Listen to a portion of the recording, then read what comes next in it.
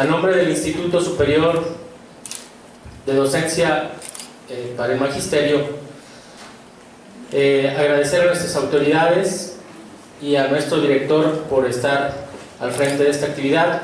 Y sin más preámbulos, quiero dejar la voz en el doctor Luciano Oropeza para que nos presente a nuestro invitado especial el día de hoy. Decía que no podemos hacerlo mejor que con una actividad académica. Gracias al doctor Manuel Gil Antón por estar con nosotros y compartir la conferencia tan oportuna para la discusión en educación en estos momentos. Él compartirá con nosotros la conferencia denominada La Reforma Educativa en el Posgrado. Gracias, doctor. Bienvenido.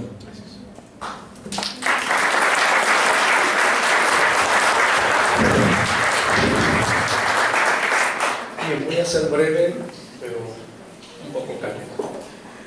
El doctor Manuel Gil Antón tiene una trayectoria laboral llena de productividad académica, que oscila entre el aula, la gestión, la investigación y la difusión científica, sin olvidar su interminable travesía por comunidades académicas de diversos espacios universitarios, donde ha compartido ideas, reflexiones y productos que han enriquecido el conocimiento de la educación superior en México.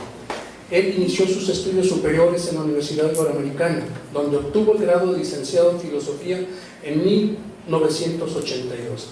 Casi en paralelo a estos estudios, empezaría a laborar como docente en el Colegio de Bachilleres, lugar que dejaría para viajar a la Jusco en 1984.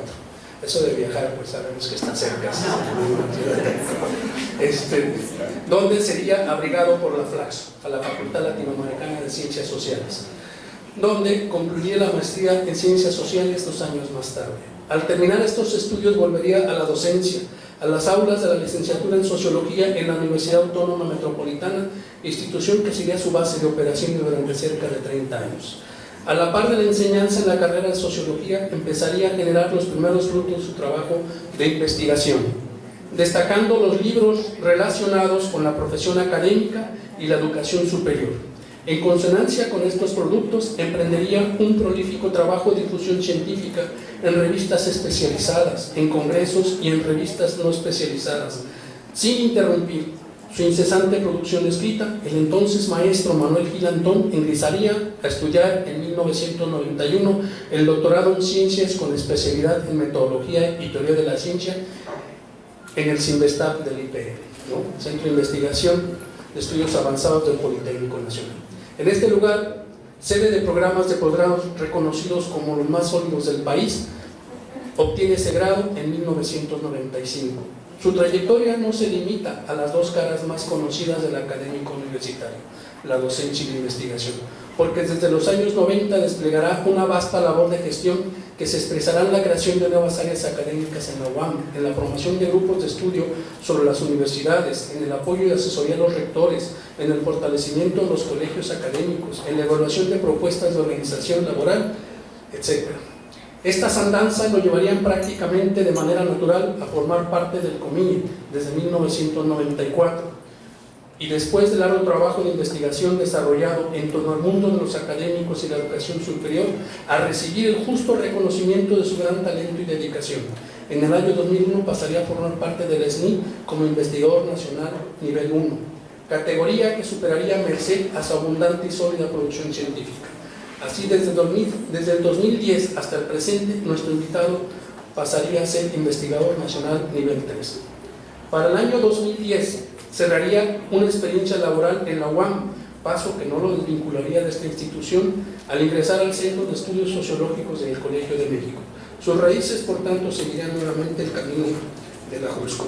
En este centro trabajaría como profesor del doctorado en Ciencias Sociales, programa al que suponemos sigue adscrito. Su gran productividad académica no da lugar a dudas, porque entre 1992 y 2012 publica 7 libros de manera individual y colectiva. Entre 1989 y 2017, 45 capítulos de libro. En un periodo similar, 47 artículos especializados. Toda esta vasta producción conforma el trabajo sólido, los frutos de investigación que maduran como parte de la actividad sistemática que desarrolla Manuel Gil a lo largo de cerca de 40 años de labor académica. Sin embargo, por su aportación al mundo de la educación quedaría parca si no resaltáramos su abundante trabajo de difusión en periódicos y revistas, como sucede en el Universal y recientemente en la revista Educación a Debate, donde funge como director académico. A través de esta invaluable labor ha contribuido a extender el conocimiento sobre los asuntos educativos más allá de las comunidades de especialistas, abriendo estos saberes y experiencias a profesores y ciudadanos, ayudando a vulgarizar las ideas y ampliar la capacidad de reflexión de los mexicanos en torno a los problemas que afectan al sistema educativo mexicano. Esta es la otra cara de este gran académico, la generosidad para difundir sus conocimientos e ideas a públicos más amplios y ampliar la capacidad de participación ciudadana de los problemas educativos que afectan a nuestro país. Doctor Manuel Gil Antón, sea bienvenido a esta casa, que es su casa.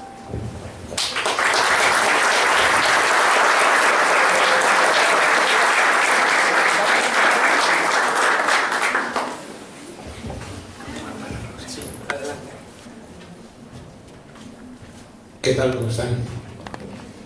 Sí conviene tener amigos tan generosos como Luciano, ¿eh? O sea, saquen el raíz cuadrada lo que dijo, porque la mitad es el corazón, ¿no? De la otra parte hemos sido cómplices, ¿no? Así, y agradezco muchísimo que me permitan estar aquí. 30 años no es nada, cuando uno tiene el doble más 3. Sí, es cierto que 30 años no es nada. Para las instituciones 30 años es un suspiro. Pero para el instituto yo creo que esta es una fecha muy importante. Y entonces me siento muy contento de poder ser quien exponga algunas ideas sobre 3 cosas. Las características centrales de la reforma educativa del sexenio pasado, las que advierto en este, y algunas reflexiones que creo importantes en torno al posgrado, ¿no? Tomando como base la experiencia que hemos tenido en la educación superior, que como dijo Luciano, es el tema en que yo más he trabajado. Yo sí quisiera decirles que a partir de 2013 hay un cambio en mi vida, porque estaba una noche en la casa y vi que llegaban mensajes que decían que ojalá saliese Díaz Ordaz, o volviera a estar Díaz Ordaz y sacase a los tanques para matar a los profesores que estaban rodeando el Congreso e impedían la aprobación de la ley del servicio social docente.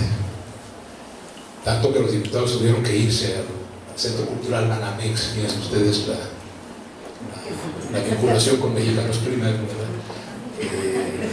nítida, ¿no? Millonarios Primero, ¿no? Y sí, un chistecito. Y a mí me dio muchísimo coraje. Como se dice, ustedes no están para saberlo ni yo para contarlo, pero entre 75 y 80 yo estuve en Yajalón, en Chiapas, y trabajé en lo que se llamaba en ese entonces educación popular.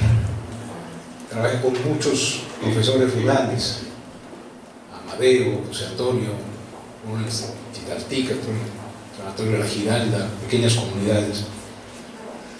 Y cuando yo advertí el racismo y el clasismo con el que las élites mexicanas en el gobierno y en la industria veían a los profesores y cómo los vilipendiaban,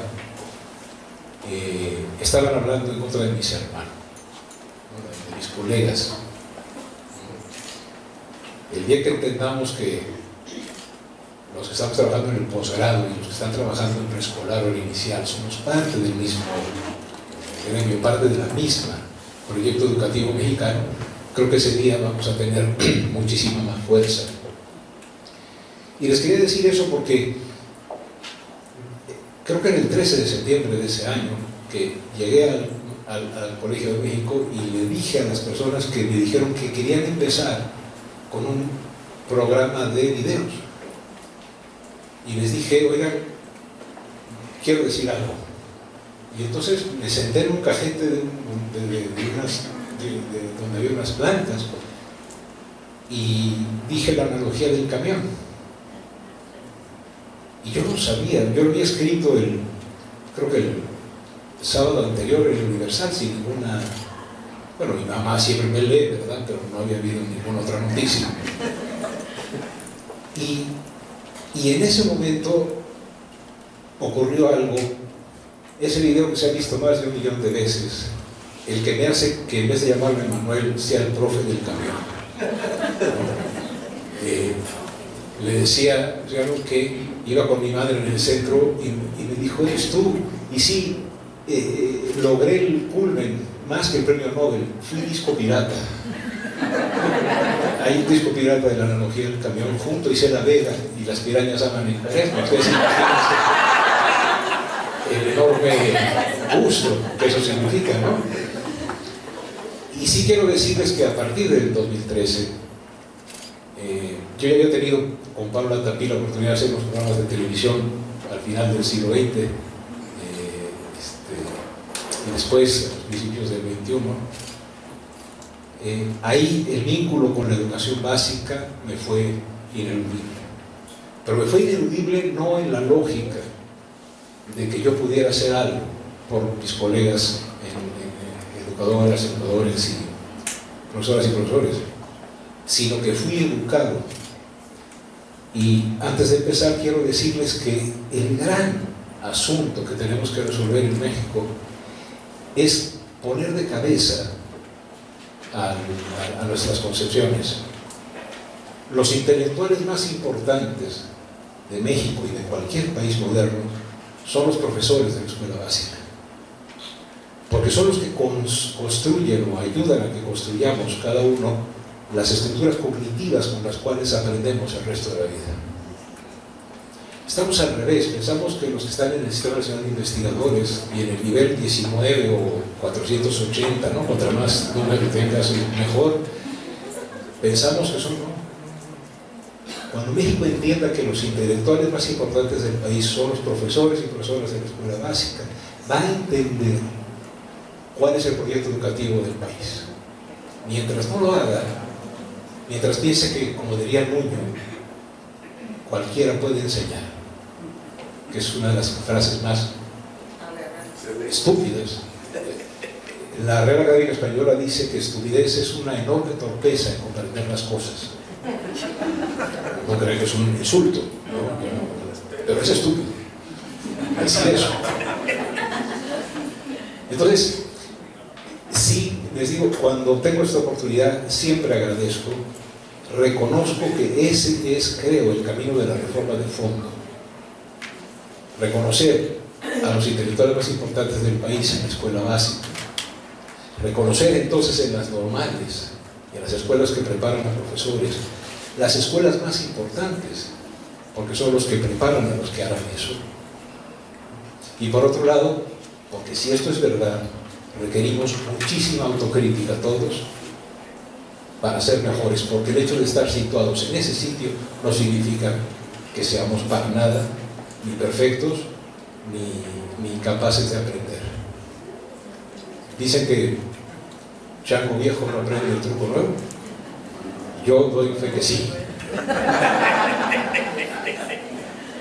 Chango y viejo, ¿no? O sea, sí se aprende, ¿no? Bueno, de verdad, muchas gracias.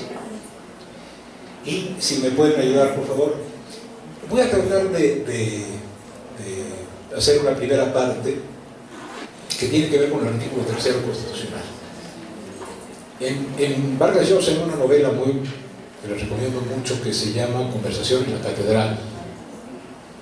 La catedral es una cantina, no es una conversación clerical. Se llama la catedral. Bueno, ahí se juntan Zabalita, que es un periodista, con un amigo. Y hay un diálogo extraordinario en que dice: oiga, Zabalita, ¿y cuándo se nos jodió el Perú? Como es literatura, lo cito tal cual, no es una majadería de mi parte. Y yo lo que me he preguntado es: ¿cuándo se torció el tercero? Entonces, sí, por favor, miren, a partir del 17 ha habido una serie de reformas. En 1917, el texto es original de la Constitución. La primera reforma es cuando se dice que la educación que imparte el Estado será socialista. En 46 volvemos a la armonía nacional. En 80 hay otra reforma porque se incluye a la autonomía universitaria. En 92, porque hay unos ajustes a la laicidad. El texto original de la Constitución, que cuidó tanto Venustiano Carranza, tenía 71 palabras. Y vean cómo va aumentando. Si pasa usted a la siguiente, por favor. Tenía 3 párrafitos. La educación que imparte el Estado será laica, maravillosa, escueta, clara. Después va aumentando, bueno, se van detallando cosas, ¿no? Si pasa usted a la próxima, por favor. Y bueno, hasta conté las líneas y caracteres con espacios y sin espacios, pero creo que eso ya es nada más para jugar, ¿no? La que sigue es la segunda.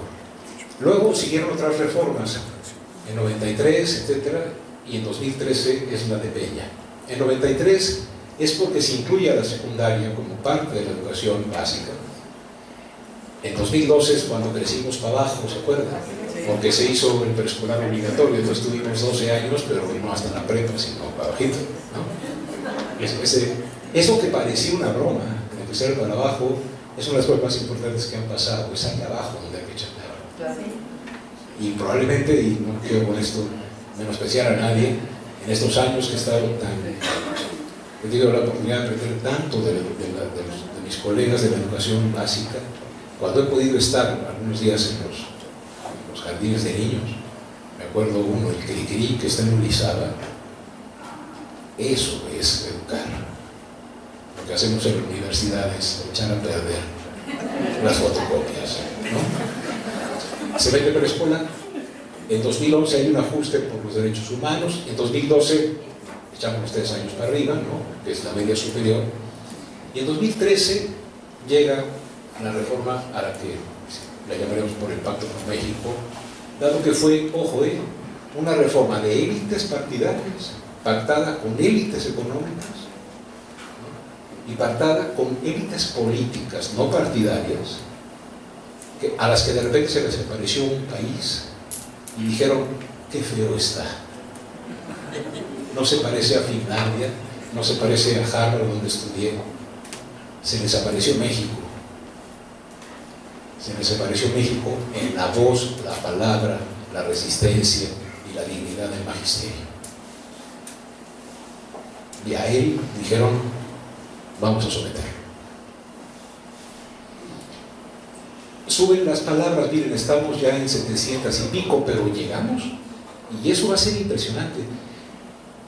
Estamos en el orden de las 7 centenas, y en 2013 pasamos a 2.402 palabras, que si usted sigue, por favor, nos dice que pasamos a 43 párrafos, estando en el orden de los 15, 16.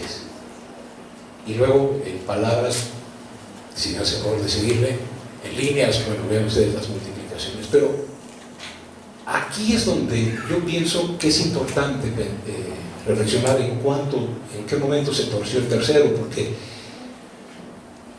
¿cómo es posible que pasemos de que se multiplique, si me ayuda porque puse la que sigue, sí, hay un crecimiento del 213%, es multiplicar por 3.1 el contenido de un artículo, pues ¿qué hicieron? ¿No? Y lo que es más complejo y lo que es más importante que entendamos es que el 62% del contenido era laboral, solo el 38% era educativo. Ahí se jodió el Perú. Ahí pasó algo que hay un antes y un después. ¿Por qué? Porque cuando uno, bueno, como pues uno se dedica a estudiar estas cuestiones, cuando yo vi eso, y además imagínense, lo que pasé en Word todas, ¿no? Y luego les puse el contador de palabras y de repente, ¿no? Dije, ¿qué onda?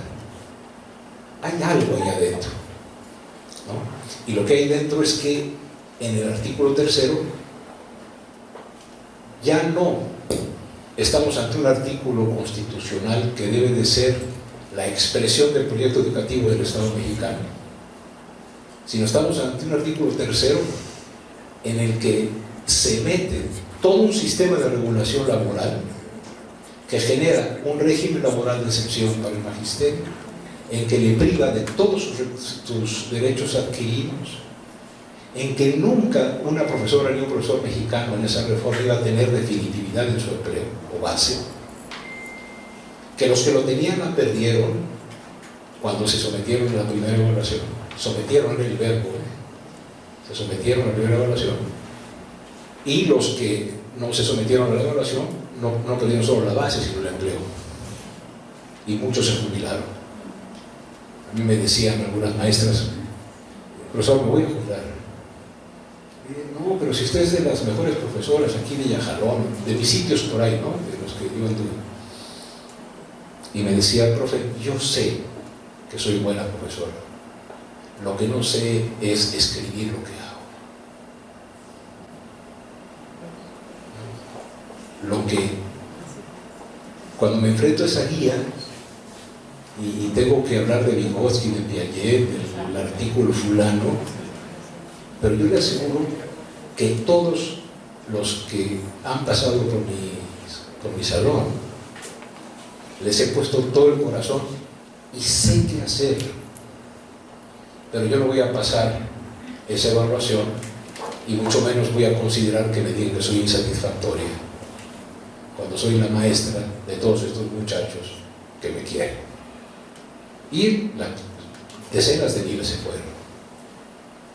¿Por qué? Porque ahí hay un problema, incluso es algo que yo quiero proponerles, porque hay que seguir en la crítica, es algo que no se modifica.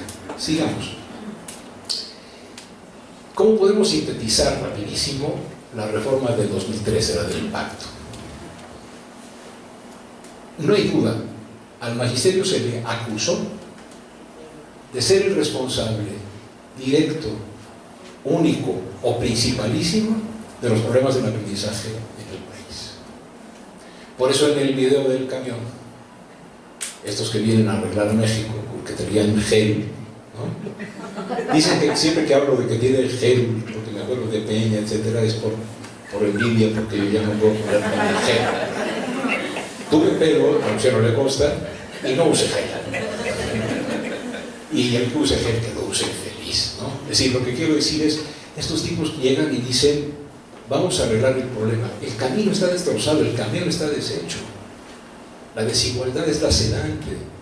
El sistema educativo ha sido maltratado porque ha sido usado para todas las cosas, preferentemente que en lo educativo. Y la solución es: hay que ponerle corbata a los choferes y falda plisada a las maestras. Pues ni el Víctor, que se ponía así la corbata, se fueron como en su pecero. Así trataron de arreglar el transporte colectivo de los micros en México. Vamos a subirlo de calidad, y les pusieron corbata a los conductores que seguían manejando como se les pegaba la gana, ¿no? Por eso era la cosa de la... Pero se acusa al magisterio. Luego, ay Dios, eso hacen los muchachos que me ayudan, Pero fíjense, se les acusa y luego se les acosa. El acoso que sufrió el magisterio a través de las examinaciones nunca fueron evaluaciones, nunca valoraron, ¿no? Porque se les olvidó lo que dice Bilbao, que si nosotros no podemos medir lo que es valioso, acabaremos por valorar nada más lo que es medible. Esa frase, si nosotros no podemos medir lo que es valioso, acabaremos por valorar nada más lo que es medible, sirve para el análisis educativo, pero sirve para la vida, sirve para el amor, sirve para la amistad.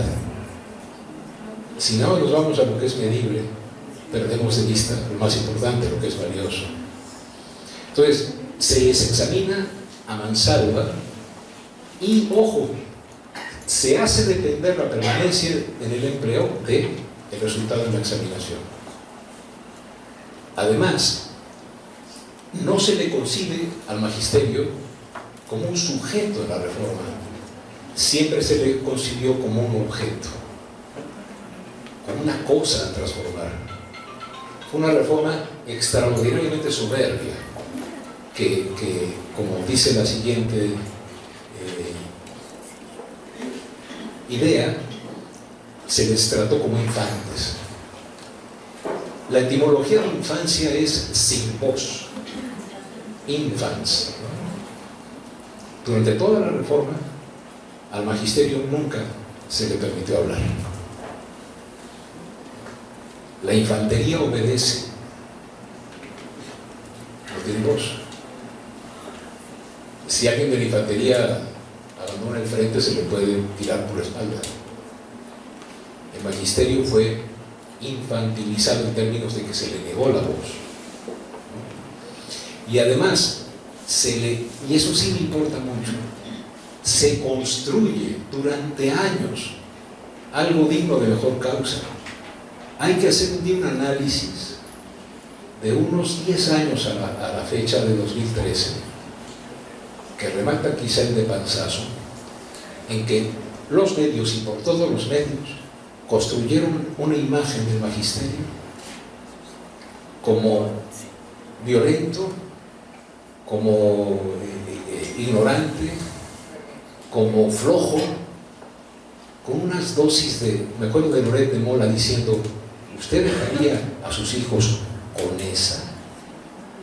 Ese desprecio hacia nuestro país, el desprecio de las élites cuando no encuentran el espejo que quieren, porque quieren vivir en otro lado y desprecian a ese pueblo que somos. Entonces hacen eso con racismo, con clasismo, ¿no? Y además ponen a todo el magisterio en entredicho, todos, salvo que demuestren lo contrario. ¿Y cómo se puede demostrar lo contrario? Bueno, pues si quiere pasen a otra, porque esa, nada más un comentario: si los profesores no tuvieron voz, los niños ni siquiera fueron vistos,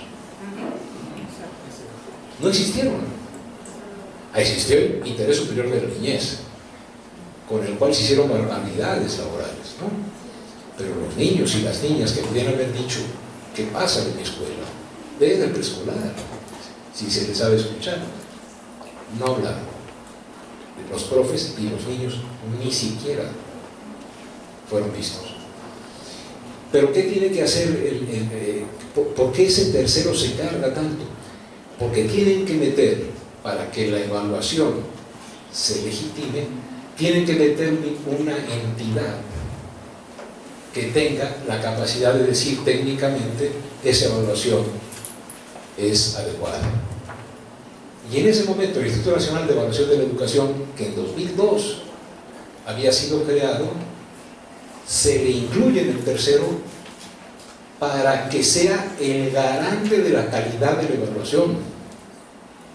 El INE, cuando no era autónomo, era muchísimo más autónomo que cuando fue autónomo por ley, porque en ese momento se le encargó decir a la autoridad federal y a las locales, no hacer la evaluación, sino decirles a ellos cómo hacerla. El INE siempre dijo: te equivocas, Manuel, nosotros no evaluamos, evalúa la SEP. A fin de cuentas ni era la SEP, era el Ceneval. Y yo le decía: la causa de la causa es causa de lo causado. Ustedes son la cabeza del Sistema Nacional de la Evaluación, y por ello una de sus funciones es autorizar y decir que es correcta la evaluación. Entonces, el que asegura la calidad de la evaluación que luego se aplica, evalúa.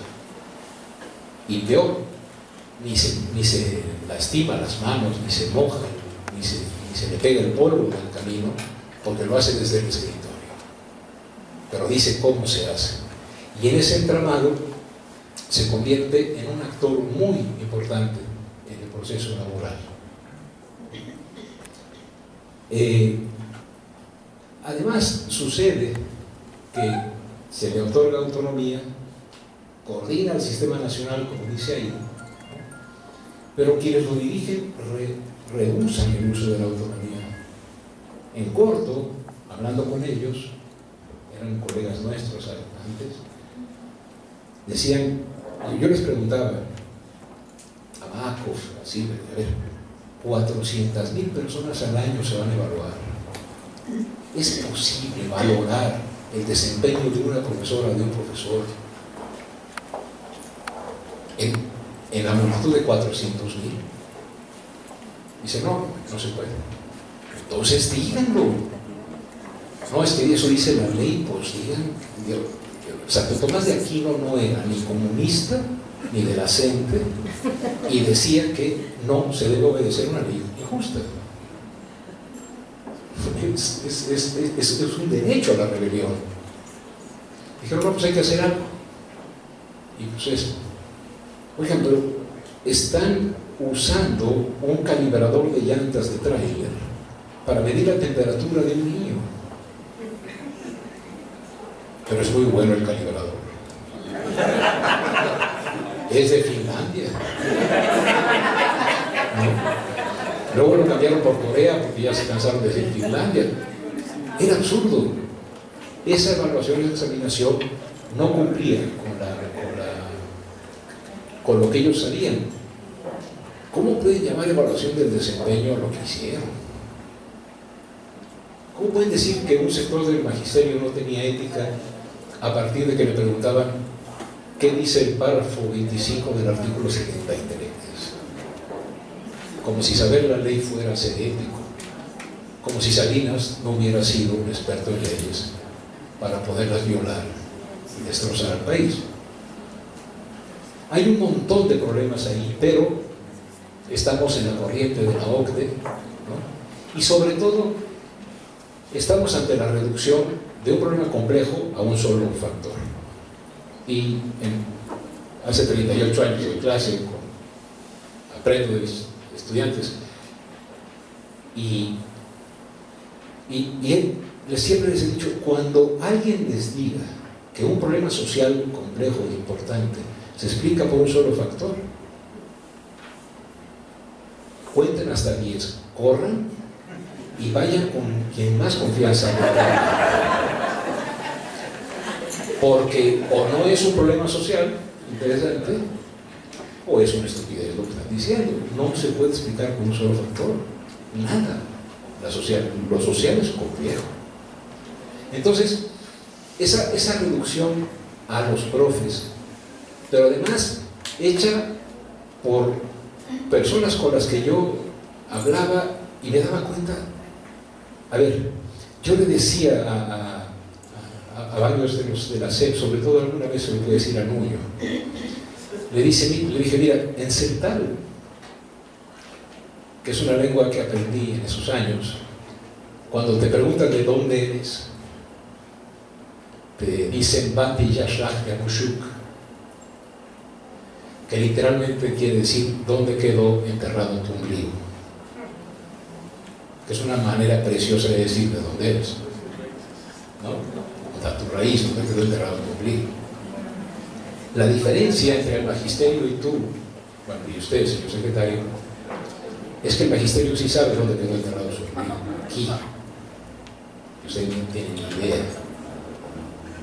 Lo enterró en el sueño imaginario de los estudios en Harvard. No es de aquí. No enterró su ombligo aquí. No tiene polvo en los pies. No ha ido a una escuela. A las escuelas que más se las pintan el día anterior. Y luego dice que hay que leer.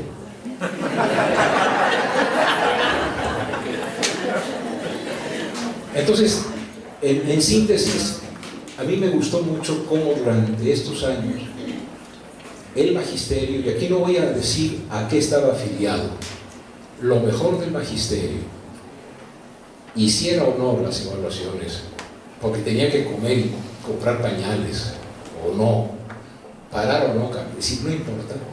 Lo que dijo es reforma sí, pero no así. La otra que me gustaba mucho es evaluación, sí, y si quieren más exigente, pero no esa que se hace ahora. Y también la reforma la transformación educativa sí, pero no sin nosotros.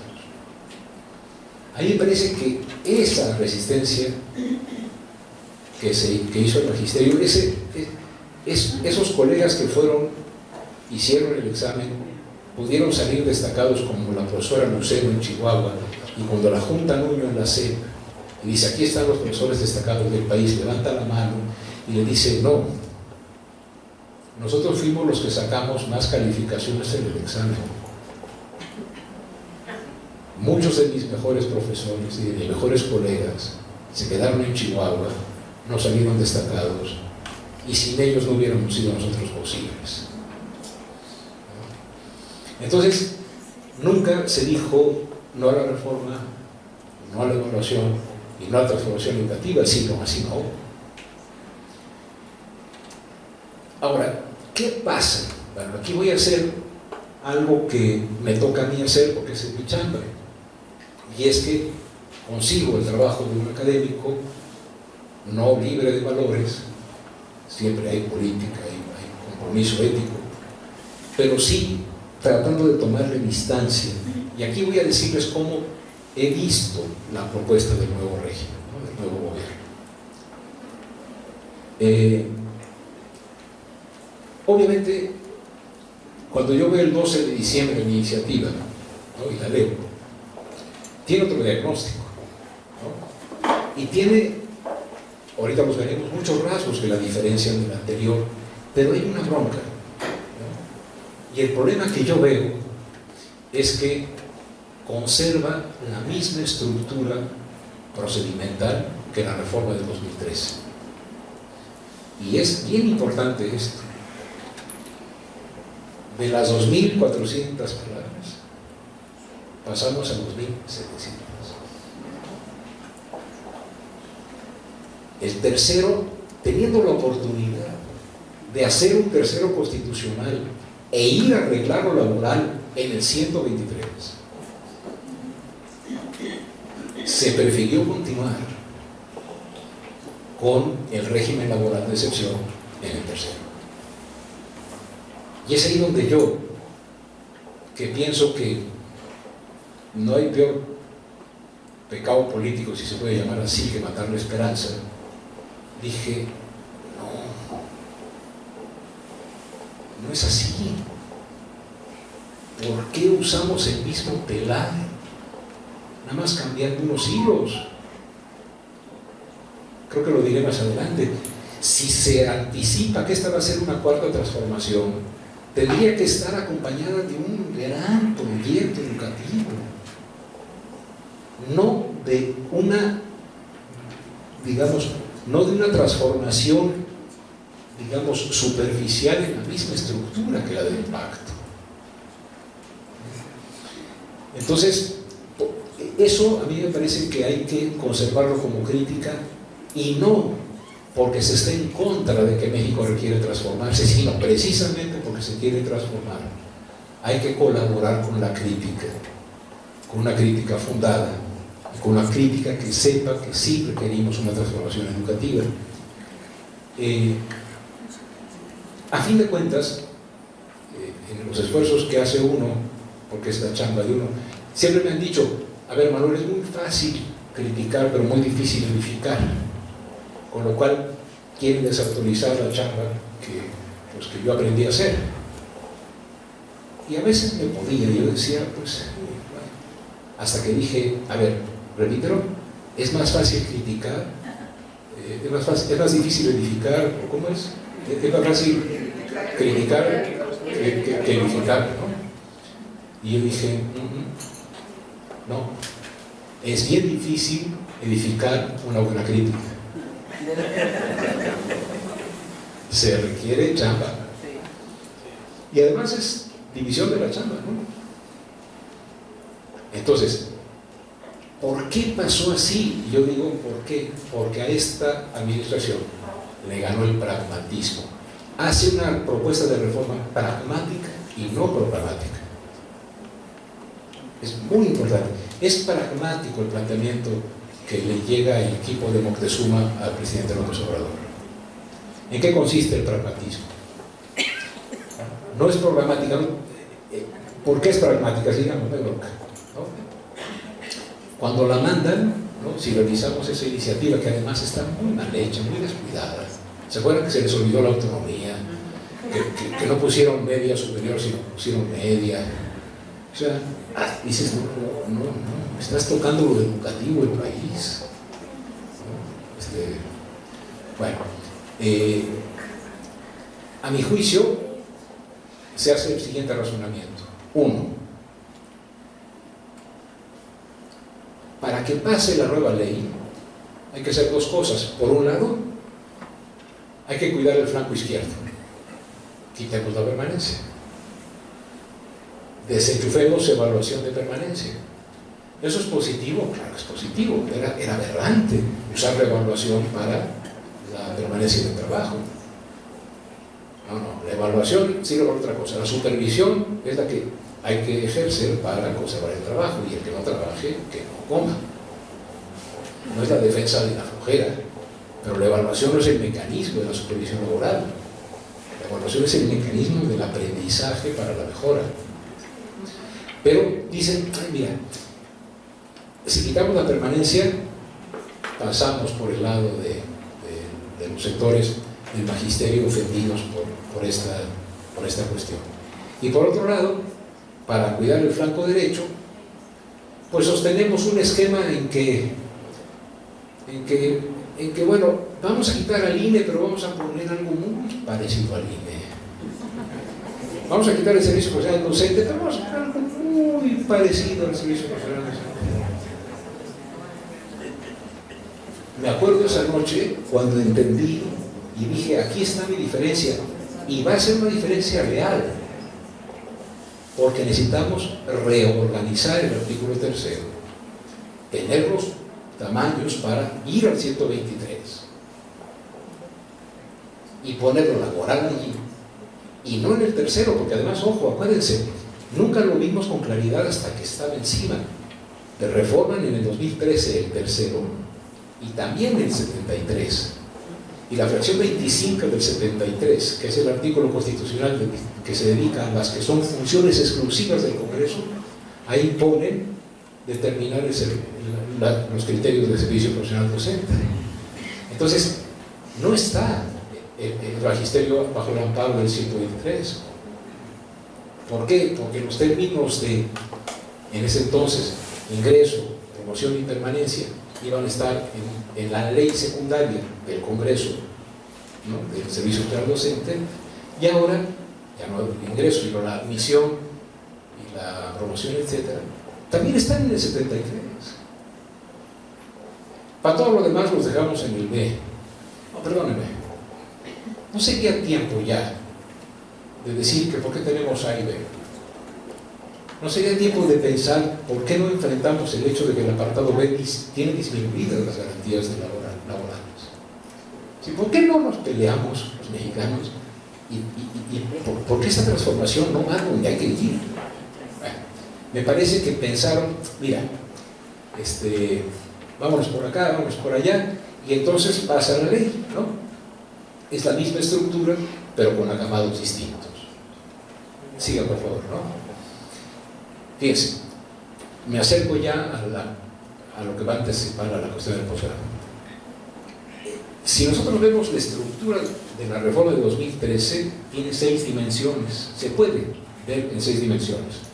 La primera son los elementos sustantivos propios de un artículo constitucional, pero además le añaden un eje y la institución que la legitima, es decir, introduce la calidad. Para garantizar la calidad ponen al INE y lo amarran, tercero, con aspectos laborales, a los cuales también añaden, otra vez, cuestiones administrativas. ¿Cuándo? A ver, colegas, ¿cómo es posible que tengamos un artículo tercero en el que se indica cuánto van a durar en su puesto los de la junta directiva de una institución? Y que van a ser 5. Eso es propio de una ley reglamentaria, es propio de un reglamento, de un organigrama. Al tercero, meten cuestiones administrativas. Y además de cuestiones administrativas, meten también reglamentos de esa organización y incluso también políticas públicas. Ahora está en el Colegio de México pasando un periodo el exministro Cosío, y un día que nos encontramos, yo no lo conocía, él tampoco, me dijo: ¿usted no lo elige? Le dije: sí. ¿Usted sabe quién soy? No, pues sí, usted es el magistrado. Yo el magistrado, pues cómo no. Y me dijo: usted en el tercero está demostrando cómo hemos destrozado la Constitución, porque para amarrar que las cosas funcionen hay que meter todo en la Constitución, porque con 2/3 del Congreso está difícil que el cambie. Si no le paramos, un día van a decir de qué tamaño son los gises en el tercero. Ya los vi muy serios, tranquilos, tampoco. Si esas dimensiones se conservan, por favor, ¿qué pasa? En las mismas dimensiones. En 2013, en la de Peña, características y valores. Sí los tiene, los recupera de la historia. Segundo, mete calidad de INE. Tercero, mete al servicio profesional docente. Eso ya es una cuestión laboral. Luego, una cuestión administrativa, que son las funciones y formas de integración del INE. Acuérdense, primero se eligen a los 5 consejeros de la Junta Directiva, de la Junta de Gobierno, y luego se hace la ley del INE. Exactamente como ahora. Se están eligiendo a los miembros de la Junta Directiva del organismo sin nombre, ¿no? Y del Consejo Técnico, cuando tiene el Congreso 120 días para hacer la ley de eso, de lo que ya está formando a los que los van a dirigir. Pues, ¿qué van a dirigir? Pues ya veremos. No puede ser, ¿no? Bueno, además, ¿qué se hace el 13? Se ponen los procedimientos administrativos y también, por ejemplo, como cuestiones de política pública, se ponen propuestas específicas. Así vistas esas 6 dimensiones, veamos cómo pasan a 2018, ¿no? La reforma que se promulga en 2009, miren, es riquísima en características y valores. Ojo,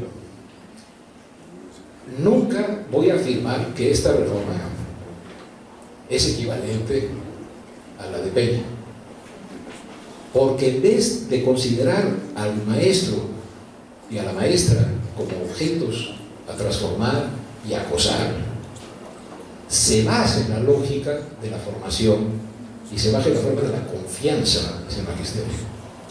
Eso es muy importante. Pero, preguntas elementales. Si estamos ante una cuarta transformación, ¿por qué no se pone que el artículo 3 constitucional va a estar orientado para que la educación sea garantía de bienestar en la vida? Elemento de la vida buena. Impulso para que la gente lea novelas. Estoy diciéndolo en una forma diferente. Y no, como era antes, para que saquemos un punto más que España en el examen de PISA, que fue el plan sectorial de Josefina Vázquez Mota con Calderón. Pues ese fue el primer objetivo, ganarle a España en el examen de PISA. Cuando un país piensa que su proyecto educativo es ganar en un examen de inducción múltiple, estamos perdidos. ¿Qué características y valores propone esta nueva administración? Pásenlo muy rápido, porque son muchos y muy buenos, ¿no? Se nos perdió el bienestar, ¿no? Se pierde el bienestar y eso es muy lamentable en la negociación que se hace con la derecha, ¿no? con PRI, PAN, PRD. Derecho a la educación se imparte y garantiza desde el inicial hasta la superior. Eso es algo muy bueno, eso es parte del proyecto, ¿no? Tendrá rectoría de la educación y el Estado, perfecto. Si quieren, ¿no? Obligatoria, universal, inclusiva, pública, gratuita, laica, basada en la dignidad de las personas. Estoy leyendo y eso es una falta de respeto, ustedes pueden leer. Lo único que hice fue sacar todas las características y valores que están en el actual tercero. Derechos, igualdad sustantiva, paz, valores, sí, por favor, que sigue. de veras son muchísimas, ¿no? El interés superior de niños, niñas, adultos y jóvenes, que el acceso, no solamente el acceso, sino también la permanencia, que las maestras y los maestros son agentes del proceso educativo y de la transformación social. Oigan, no está mal, ¿no? Además, que tienen derechos a sistemas de formación, que no tienen derecho a ser abocados, sino que tienen derecho a mejorar, ¿no? En fin, y los concibe sujetos de una evaluación diagnóstica sin tocar la permanencia. A ver, desconectar la evaluación de permanencia es muy importante. Recupera el papel de la evaluación en nuestro trabajo y ubica las condiciones de la permanencia laboral en la esfera de lo laboral. No confunde, que es el gran recurso y el gran chantaje hecho. Por primera vez en la historia del planeta se hace retroactiva una ley como se hizo con respecto a los derechos adquiridos del magisterio, bajo el supuesto de que hay un interés superior del niño cuando los derechos humanos no son escalables. Pero bueno, discusión jurídica, inviten a Humberto Arnaut a eso, porque es propio eso, ¿no? Fíjense, todas estas cuestiones de lo promulgado, sigue todavía otra, ¿no? Sí, y sigue dignidad, integración familiar, inclusiva, contra los privilegios, ¿no? Fíjense, ahí sí me la sigue equitativa, intercultural, en fin, ¿no? Mete el término excelencia, que también es ahí donde yo veo que la reforma es un espejo, donde dice calidad, ya no pongamos calidad, ya se pasó de más, pongamos excelencia. Cuando la Tapí decía que la peor condición de una persona es ser excelente, porque después de ser excelente lo único que sigue es pudrirse. Si quieres estás en el exchelo del cielo, pues das un paso más y te vas. Pero bueno, conserva el máximo logro en el aprendizaje, pero añade, en función del desarrollo crítico y para fortalecer los lazos entre escuela y comunidad. Esas cosas no son menores, pero estamos solo en la primera dimensión, la axiológica, la normativa, ¿no? ¿Qué pasa? Nos metemos al segundo eje, a la segunda dimensión, las instituciones que legitiman. ¿Y qué hace la reforma? Si en 2013 era calidad, ahora va a ser excelencia. Sí, sigan por favor. Si en 2013 era el Sistema Nacional para la Evaluación de la Educación, ahora es el Sistema para la Carrera de las Maestras y Maestros. Está espejeándose. No es menor, pero ¿por qué no rompió el esquema? Tuvo una transición muy larga. ¿Por qué no? Uno puede ir a ver documentos que se han hecho en congresos del sindicato, en congresos, en esfuerzos de comunidades en Oaxaca, de comunidades en Guerrero, en todos los sitios. Por ahí se podría haber nutrido una propuesta educativa y salen con esto, con hacer como un cambiecito de hilo. Luego, los aspectos laborales, fíjense. Los procesos de admisión, promoción y reconocimiento ya no tocan permanencia y eso está muy bien. Dicen, van a ser en igualdad de condiciones, pero van a estar establecidos ¿dónde? En una ley específica, ya no en el servicio profesional docente, sino en el servicio para la carrera de los maestros y maestras. Continúa el régimen, si no quieren de excepción, un régimen especial, que en su caso hay que poner en el 123. No en el tercero, porque ponerlo en el tercero rompe al tercero y saca al magisterio, permanece el magisterio en una zona muy gris en cuanto a su defensa. Siga por favor. Y dice que van a ser públicos, transparentes, equitativos e imparciales. Aquí hago un breve paréntesis. Como van a ser con base en los conocimientos, actitudes y experiencia, y esto enfureció al PAN, porque son los términos que en la Ley Federal al Servicio de los Trabajadores del Estado son los que dice el tabulador, el escalafón, va a tomar en cuenta conocimientos, actitudes y experiencia. Como son las mismas palabras, dijeron, esto abre la posibilidad de la venta y herencia de plazas. Perdónenme, en primer lugar, la venta y herencia de plazas siempre estuvo coordinada cuando ocurrió por la autoridad federal y la de los estados. Basta de decir que el sindicato era el lobo feroz y la CEP era una blanca paloma que quería la educación y la... Ay, por Dios, fue un pacto. Cuando sectores del sindicato y sectores de la Secretaría de Educación Pública abdicaron de su responsabilidad en defensa del gremio y en defensa de la educación y en el corporativismo corrupto usaron bienes públicos como bienes privados, es un resultado de un convenio, no es resultado de una acción unilateral. So pena que queramos perder el valor del sindicalismo.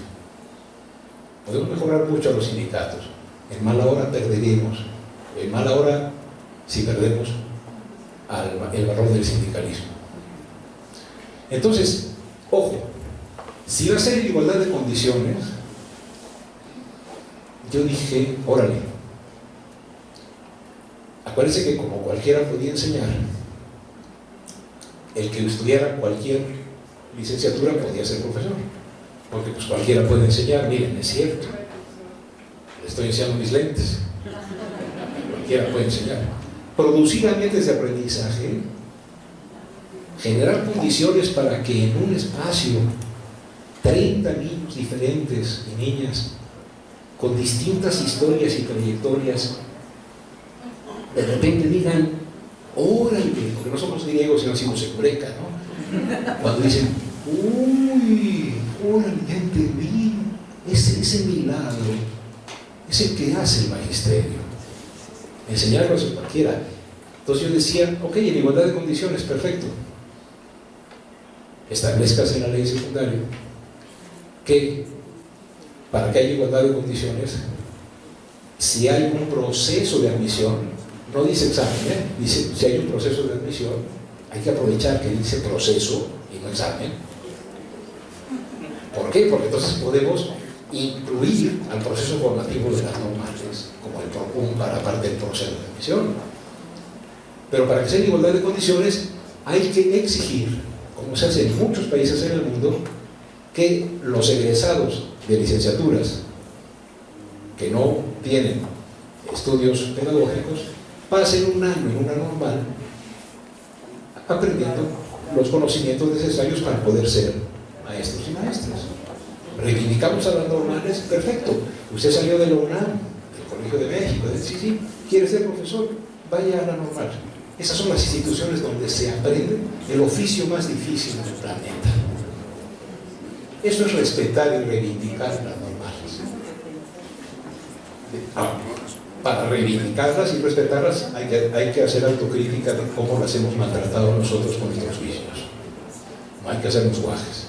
Porque tan malo es decir bola de haraganes como bola de apóstoles maravillosos. Somos condición humana. Pero imagínense, igualdad de condiciones es, no se aceptará como docente a ninguna persona que no pruebe su capacidad pedagógica, didáctica y no técnica, sino su comprensión de lo que significa el proceso de desarrollo cognitivo y que sepa cómo hacerlo, que tenga un arsenal, que es lo que se aprende en las normales cuando desde el principio se van a las escuelas anexas o a las escuelas cercanas. Como ustedes ven, sí mete los aspectos laborales, nos da resquicios para salir, y aunque a uno le diga, ching, ¿por qué no lo rompieron? Bueno, pues estoy anticipando lo que digo yo que va a ser nuestra pelea, que son las leyes secundarias. ¿No? Siguiente, por favor. Además de meter los laborales, mete las administrativas. Dele rápido, por favor. Como ya no es el INE, sino es el sistema de mejora continua, y va a tener ese órgano público que ya no es autónomo, nada más es descentralizado, autónomo, operativo, presupuestal, de dirección, es decir, y yo le llamo el sin nombre, ¿no? Porque era la mal llamada y ahora tenemos el sin nombre, ¿no? Y eso fue lo bonito, ¿no? Personalidad jurídica, patrimonio propio, sí, perfecto. ¿Para qué? Hay que tener cuidado Entre otras cosas, dice que el sin nombre va a emitir estudios, indicadores y criterios y lineamientos para el magisterio y los elementos de mejora. Aguas. Que no los meta en el proceso de admisión, que los meta en el proceso de mejora. Hay muchas cosas que hacer. El diablo está en los detalles.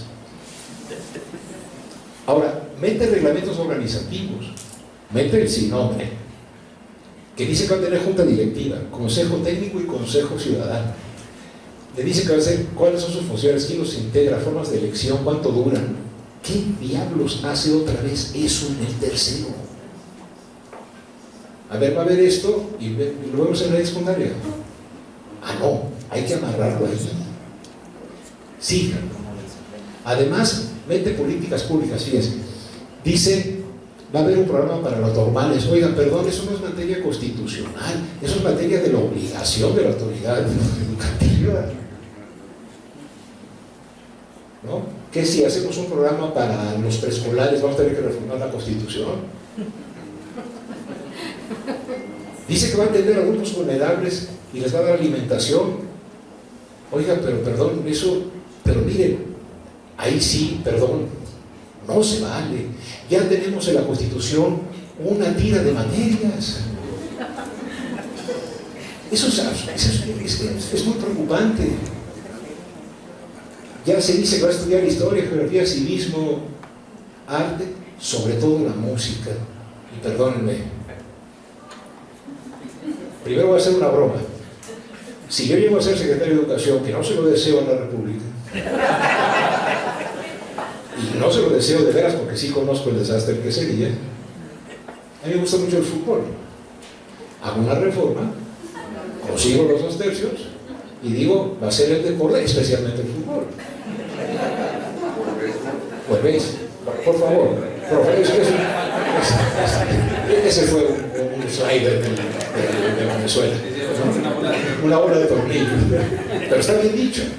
O sea, ¿qué ocurre? Esta parte de la broma, no, regresa un poquito nada más, pero ¿qué pasa ahí?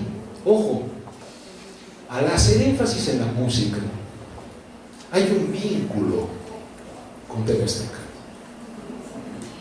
Hay un vínculo con una fundación privada que se pasó años haciendo filantropía en la cual ponía 15 centavos de cada peso y el gobierno de Peña ponía los otros 85 centavos. Filantropía con dinero público. ¿Por qué la música? ¿Y por qué orquestas? Varios profes en Veracruz me han dicho, oiga, profe, ¿valdría la jarana? Sí, hombre. Y el mariachi acá, ¿no? Pero lo que sea. Lo que quiero decir es, como análisis de política y de análisis jurídico, es aberrante, lo puedo decir con esas palabras, que en la Constitución se estipulen las asignaturas. Por suerte se puso entre otras, porque la propuesta previa no decía entre otras. Entonces, como no decía español, alguien se podía parar en la Suprema Corte y decir, me están queriendo calificar en español y eso la Constitución no lo dice, porque estamos en un derecho positivo que solo se hace cuando esté expreso, ¿no? Es una barbaridad. Esto que pasó es preocupante. Para quitar el énfasis en la música se va a necesitar una mayoría de 2 tercios para modificar el artículo 3º. No puede ser. ¿Quién le está echando una mano a nuestro presidente?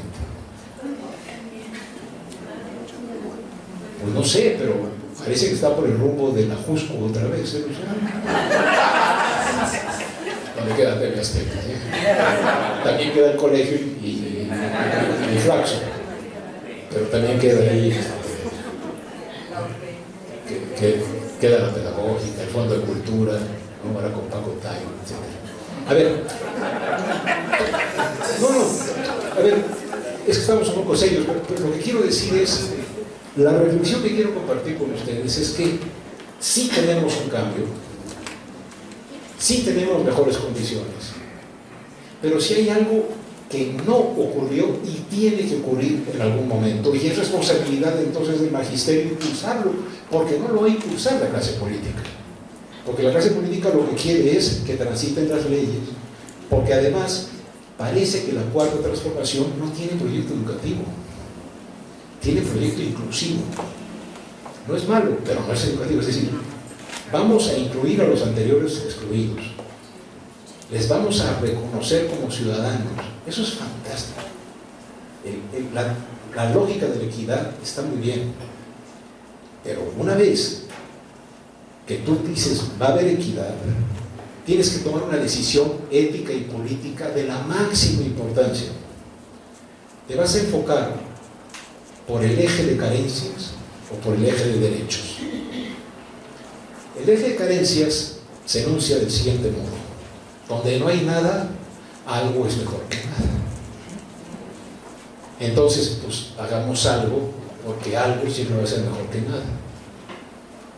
El enfoque de derechos dice que si hay algo que la Constitución dice al que tiene derecho todo mexicano, no hay que darle algo, hay que darle el cumplimiento cabal del derecho. No un remedio de universidad, una universidad. Sobre todo aquellos que han estado excluidos de ellas durante siglos. ¿Me explico? Esos son los dilemas que tenemos. Y además, también basta de esperar todo de arriba, hay que empujar de abajo, ¿no? Pero bueno, hubo un cálculo equivocado. Acuérdense cuando Mario Delgado dice no va a quedarle una coma, pues le pusieron más, ¿no? O sea, ahí repito eso, si quieres pasarlo rápido, no importa. Sí, dicen por el lado izquierdo, por el lado derecho. ¿Y qué ocurre? Que con ninguno queda bien. Porque trata de conservar el telar. El telar es neoliberal. Porque mete al proceso laboral en el tercero, porque el magisterio ya es el único sector en México que tiene la capacidad de movilización y presencia en todas las comunidades para poder generar una reacción social. Es impresionante lo que tiene el magisterio entre manos. Entonces el esfuerzo de control es fuerte. Entonces, sigamos, ¿no? Decía León Felipe, por hoy y para mí, hay 3 preguntas, o 4. ¿Tiene proyecto educativo la anticipada cuarta transformación? Eso es muy interesante. Las transformaciones previas a la cuarta se llamaron transformaciones a posteriori de ocurrir. Esta ya se llama cuarta antes de ocurrir. Y está muy bien tener la ambición de cambiar al país, pero luego hay que dejar a los otros que digan si uno tiene nombre de calle o de transformación. No ponerlo, ¿no? Pero, o hay otro, si de veras es el afán, tomemos la palabra, cuarta transformación, pues un proyecto educativo, no nada más una reforma espejo, quitándole lo más las aristas, ¿no? Si la que se presentó, ¿no? Como afirmo yo, no es consistente con el cambio, una transformación como la que se propone, entonces hay que preguntarnos por qué usó esa misma estructura, por qué no rompió con el molde, ¿no? Y también hay que pensar quiénes son los integrantes del equipo educativo. Hablemos con franqueza, colegas y colegos. Parezco Fox, ¿verdad?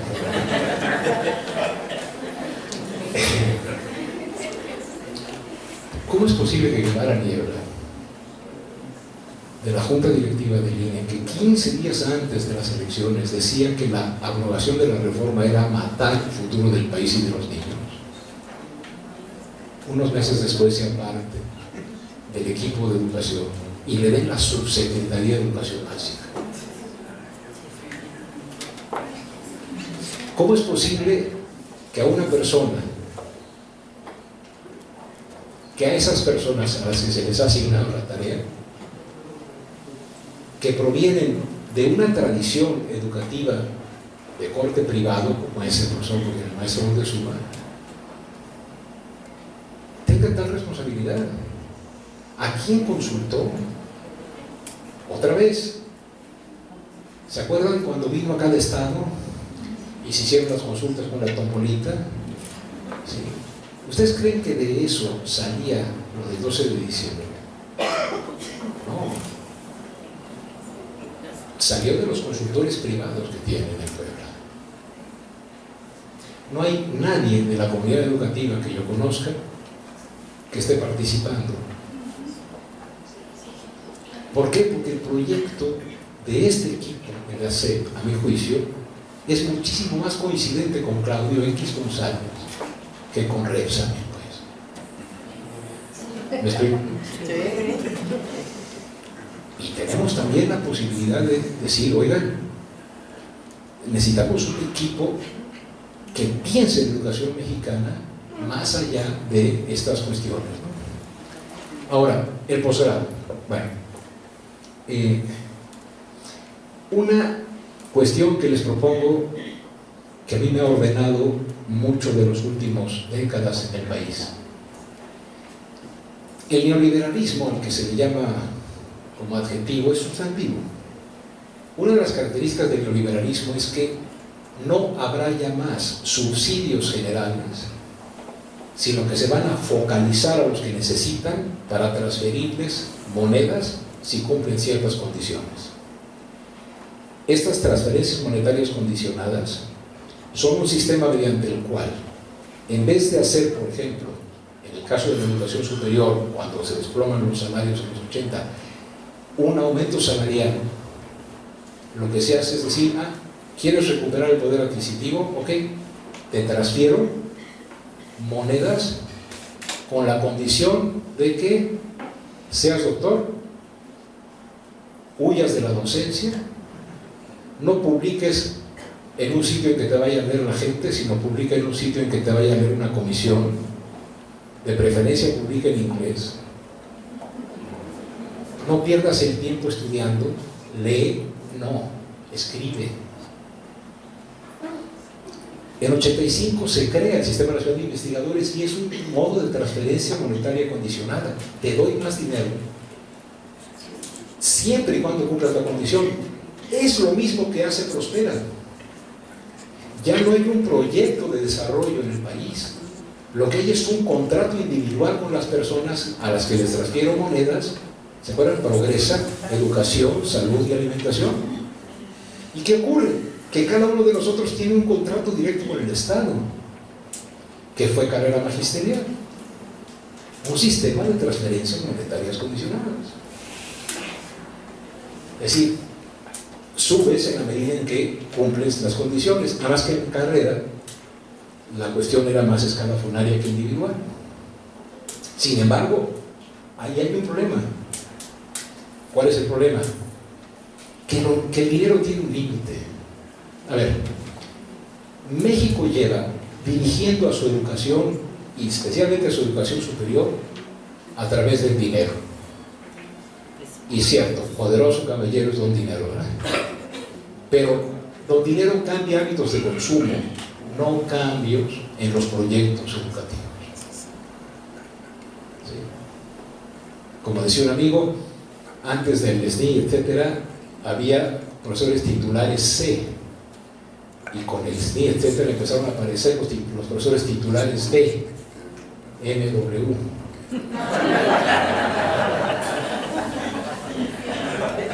Es decir, el dinero es necesario, pero el dinero está guiando a la educación en el país. Acuérdense cómo en el 2013 se decía que el destacado iba a ganar una X proporción mayor que el satisfecho. Es decir, es un sistema que nos divide. Yo soy SNI 3. Tú no eres SNI. ¿Qué te caíste de niño en el triciclo? Varios profesores en estas andanzas que han dado por el país me decían, oiga, un director me decía, tengo un problema, es que los 3 destacados que salieron quieren estacionamiento.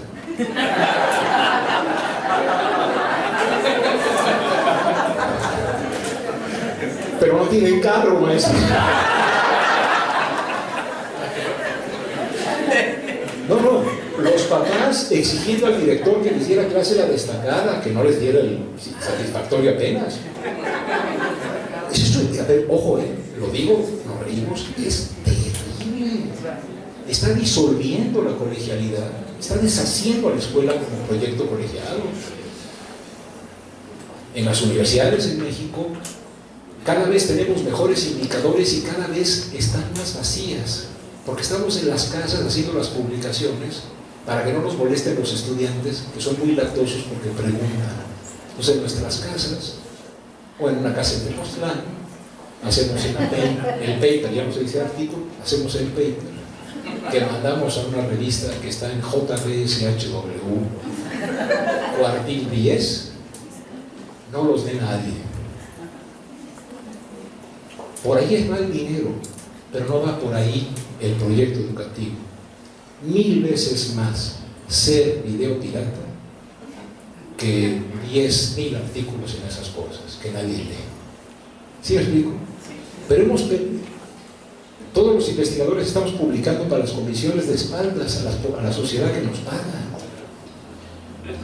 Entonces, aguas con el dinero, porque está generando indicadores, no cambios reales, ¿no? El caso de la educación superior, la pregunta es, aprendamos de la educación superior y también de lo que ya ha pasado en la básica. Si el posgrado es un proceso de fortalecimiento de nuestras capacidades, en buena hora, pero también puede ser que se conciba al posgrado como un proceso para obtener monedas y prestigio. Si nosotros le metemos dinero al posgrado y decimos que va a ganar más el doctor que el maestro y el maestro que el licenciado, es tanto como suponer que si yo llego a dar una clase y pongo, no sé, y en vez de ruta de evacuación pongo, el Cinvestav dice que el señor Gil es doctor, y doy la clase, entonces va a salir bien porque soy doctor, y va a ser mejor que el que ponga un cuadrito de maestro o de licenciado. Imposible. Pero así hemos pensado, y así se hizo en carrera en buena medida, según me han platicado mis colegas. Se le dio un énfasis al posgrado, hasta el punto que en la educación superior, y es ahí donde yo he estudiado más, digamos, con más tiempo, hace 30 años, el asunto de la promoción académica, la frase que nos describe es: doctorados los unos a los otros.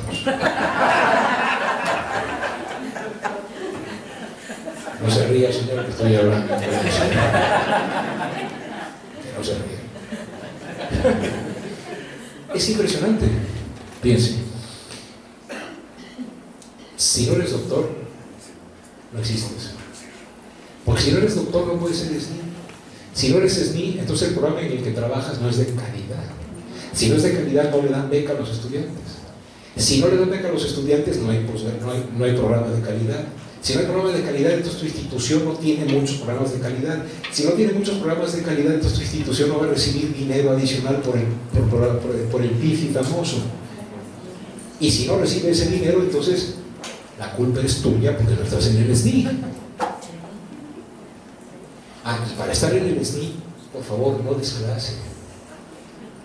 Que saquen la tesis, aunque esté más plagiada que la que aspira a ser de la Junta o el presidente Peña, que también creo que copió. Se le olvidaron unas comillas, ¿no? Es que el plagio es una plaga, ¿no? Entonces, ¿qué ocurre? Que estamos nosotros vueltos locos, cada vez más solos, cada vez más separados. Las universidades mexicanas no tienen proyectos colectivos o colegiados. Lo que tenemos es cada uno un proyecto. ¿Cuál? No perder el destino, no perder la beca, no perder el estímulo, no. Incluso antes estábamos en el SNI, ahora somos SNI. La maravilla del castellano que distingue entre ser y estar. O sea, yo decíamos, yo estoy en el SNI. Ah, qué bien. Y entendíamos que lo que tenías es una lana para pasarlo mejor con la ortodoxia de los niños. Así era. Y poco a poco se va convirtiendo en soy. Por favor, ¿ve usted las mitocondrias de mi... Ahí dice SNI 45. Soy. ¿Usted no es SNI? Bueno, no hay problemas en la vida. Es impresionante, también pasó en carrera, o sea, pasó con los satisfactorios y buenos y destacados. O sea, la idea es dividirnos e individualizar nuestras trayectorias. Es la manera del máximo control, porque ¿quién va a ser el que va a controlar que cumplamos con los indicadores para las monedas? Nosotros. Yo. Miren, faltan más 3 láminas. Un día me bajaron del nivel 3 al 2 y todo el mundo se enteró, pues, somos chismosos todos. Y conviene ser chismosos salvo cuando te dieron a ti en fracaso, pero bueno. Yo llegué a comer, allá en el colegio y todo el mundo así, ¿cómo estás, Manuel? Bien, yo trabajo por el conocimiento desinteresado, yo estoy comprometido con la verdad, con Sócrates y tal, ¿no? ¿Y cómo dices? Bien, porque yo trabajo por el...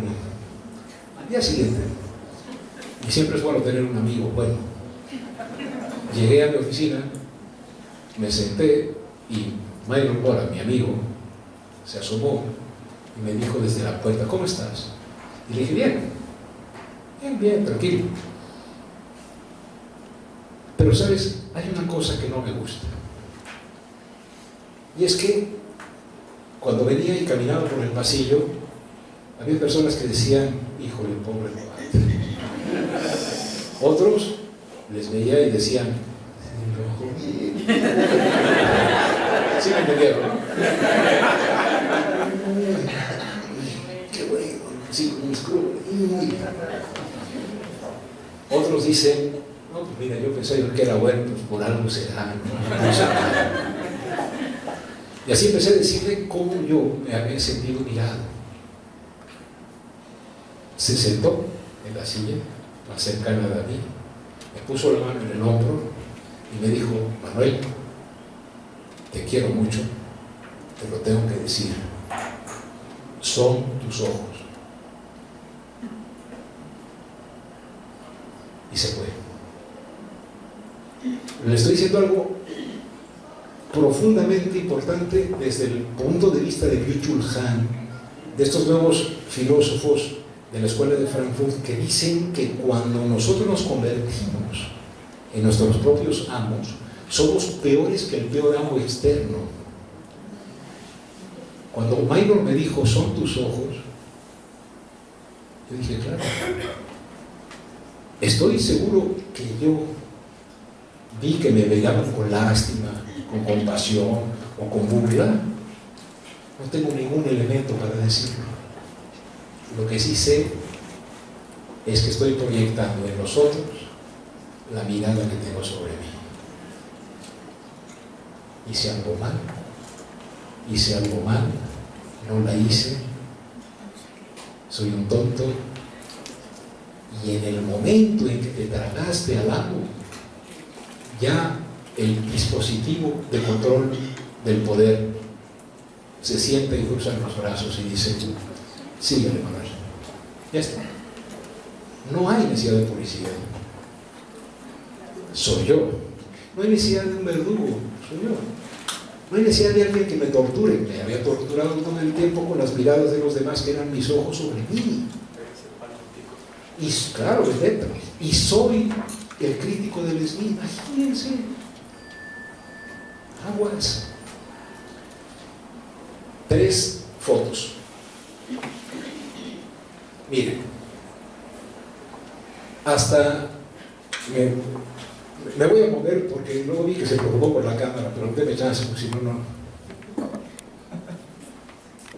Aquí, bueno, yo aquí alcanzo a ver, ustedes donde vean, la columna de la izquierda es con qué grado académico entramos los que fuimos profesores universitarios hasta el 82.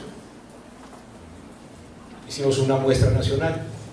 El 75% entramos hasta licenciatura, no con licenciatura, Yo entré con el 75% de créditos en filosofía a dar clase en diseño industrial. Hice un curso de oposición, solo me apunté yo y echándole muchas ganas gané.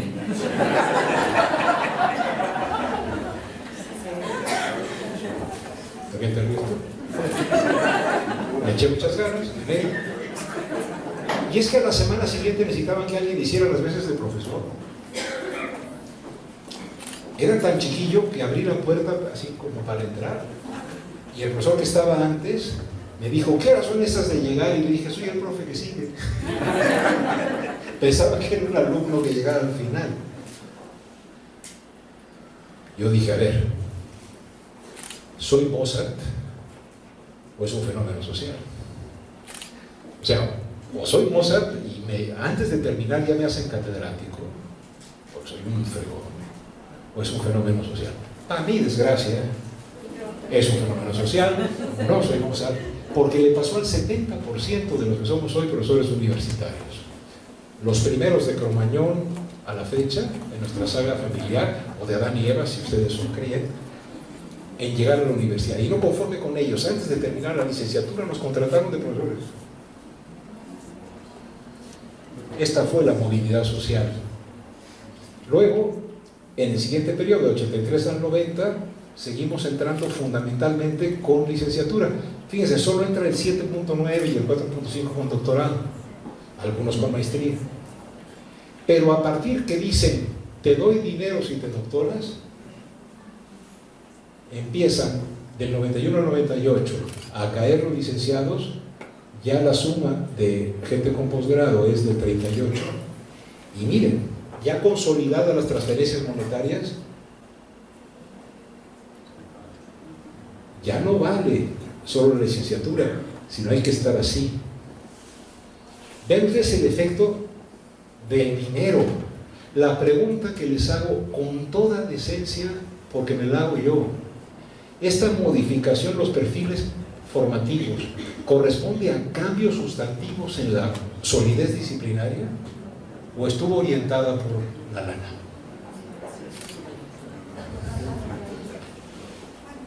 Había doctorados de fin de semana, había doctorados en los que solamente había que pagar para obtenerlo. En la plaza de Santo Domingo, por si se les ofrece, enfrente de la sede, está a 20,000 pesos el título de doctor, 25,000 incluyendo el Cardex con tus materias, con tus calificaciones, y 50,000 con foto de la generación. Sí,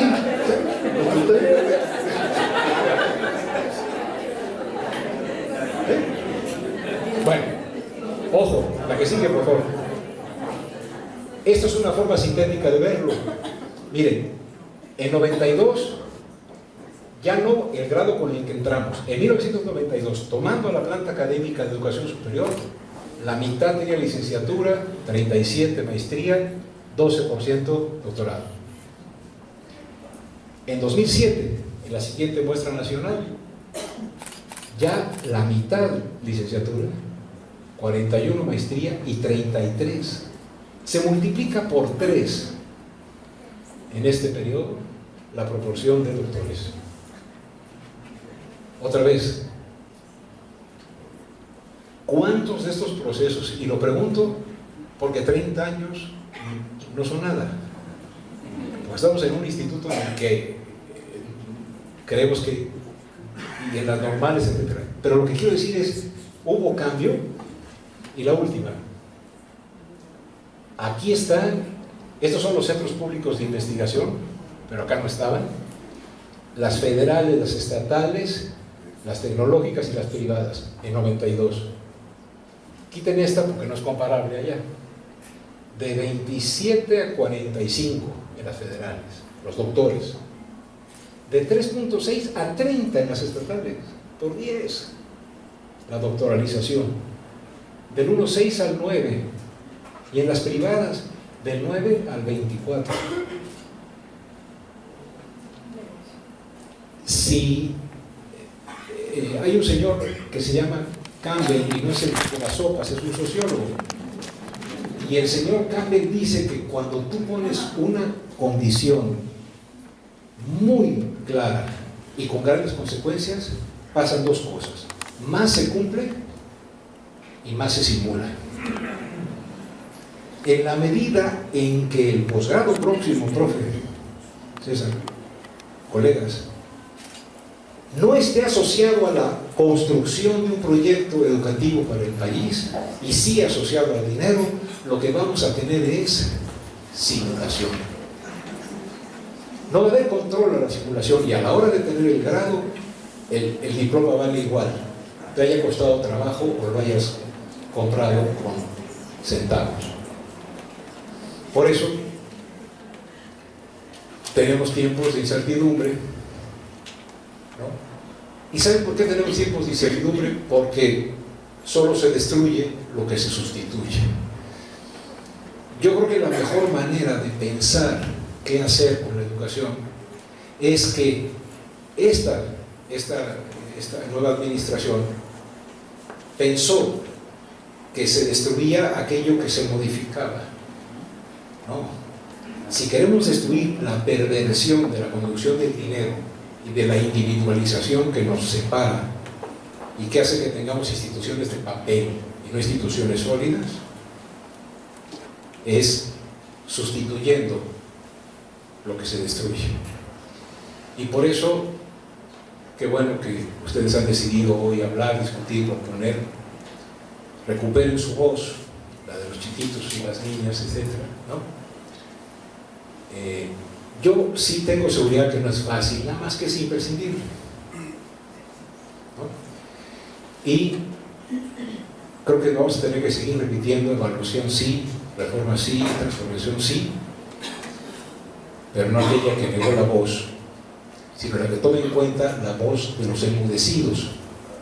Los enmudecidos fueron el magisterio, fundamentalmente, pero ahora tenemos un problema adicional: que esos enmudecidos no hablen con la voz del amo, que hablen con la voz del que está comprometido con el futuro de su tierra.